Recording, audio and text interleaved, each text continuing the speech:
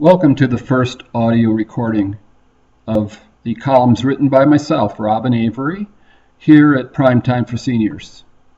We're going to open this new and exciting experiment reading from my column on optimal aging that was published April 2nd of this year in Primetime. In our lifetime, the changes in longevity have absolutely been remarkable.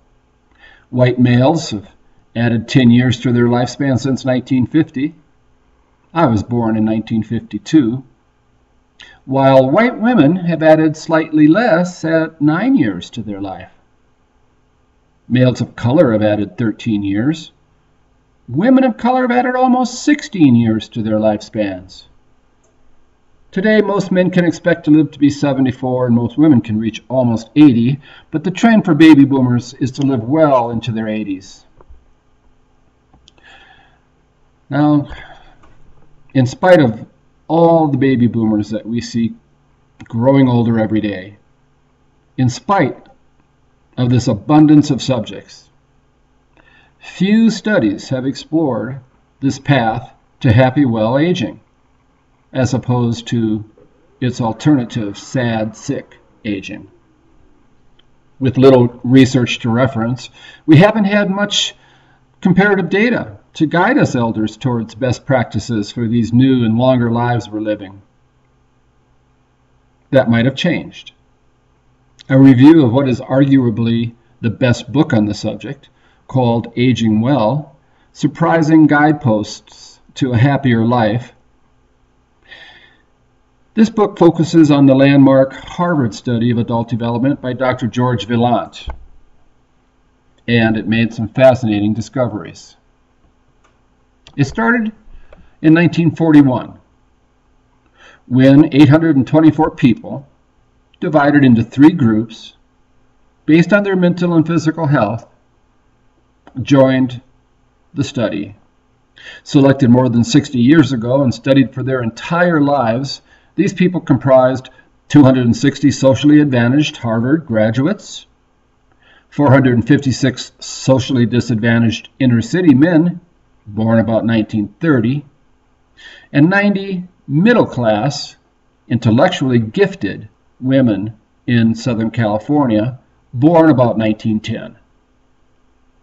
These folks were followed and regularly interviewed by a slew, teams of physicians, psychologists, psychiatrists, sociologists, and physical anthropologists. Funded by more than a score of sources, the project cost millions, and it took immense perseverance and teamwork by generations of health workers and a lot of luck to complete. Let's look at the results of this study. But first, we age chronologically, we age psychologically, and of course we age biologically.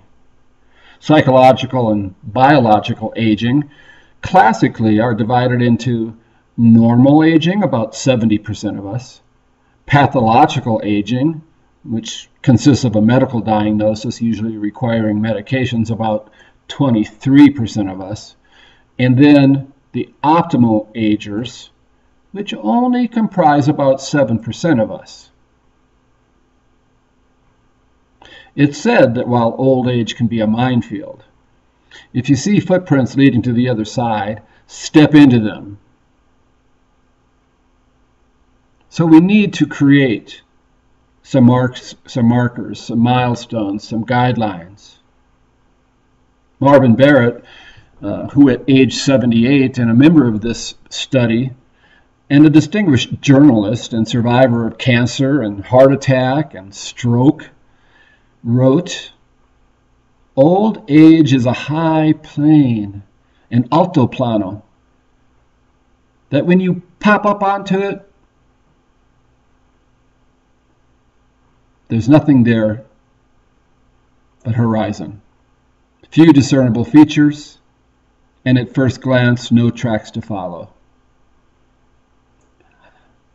I'm accustomed to limits, guidelines, and markers, and I stood there stunned, amazed. I hadn't had such a sense of space since I was 20 years of age. The splendor, the terror of it all.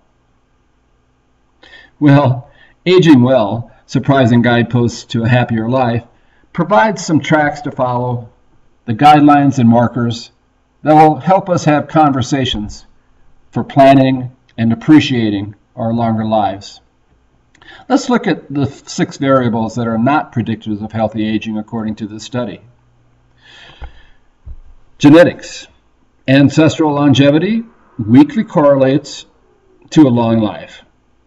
In any given individual, there are so many both good and bad genes that their effect on longevity tend to average out. The second issue they raise is cholesterol. Now, there's a time for worrying about cholesterol and a time not to worry about it. Old age, as it turns out, is not a time to worry about cholesterol levels. The third variable that is not a predictor of healthy aging is stress. Interestingly enough, psychosomatic illnesses typically fade post-retirement. As stress is lessened, health improves. Parental characteristics. Did you have good parents or bad parents? Well, relevant at age 40, but at age 70, not any correlation. How about childhood temperament? Number 5.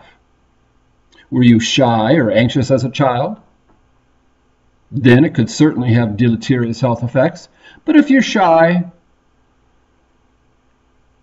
and anxious, childhood is a reality. By age 70, it's no longer important. How about growing up with vital affect and general ease in social relationships? Again, for your health, probably relevant in early and midlife, but its relevancy fades after age 70. Now let's look at the 7 factors that are predictors of healthy aging. And interestingly enough, if we find these indicators at age 50, we can look into the future 30 years. Number 1 is smoking. Being a non-smoker or quitting young is the number 1 indicator of a long life. It's quite simple. Smoking kills. Number 2, a more complex and very interesting predictor of healthy aging is an adaptive coping style. This refers to using mature defense mechanisms. In other words, turning lemons into lemonade, not turning molehills into mountains.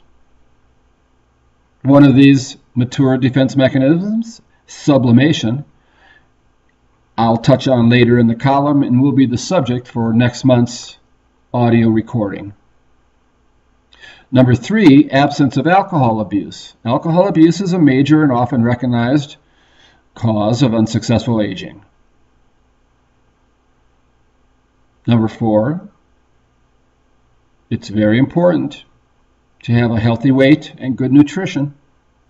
It's a sign of mature self-care. Number 5, stable relationships. Cultivate the richest social network you possibly can because your life will be much better for it. And if you have the chance and take the opportunity to develop a rich social network with younger folks, even better. Number 6, and probably coming at no surprise to anyone, is exercise. Quite simply, sitting is the new smoking.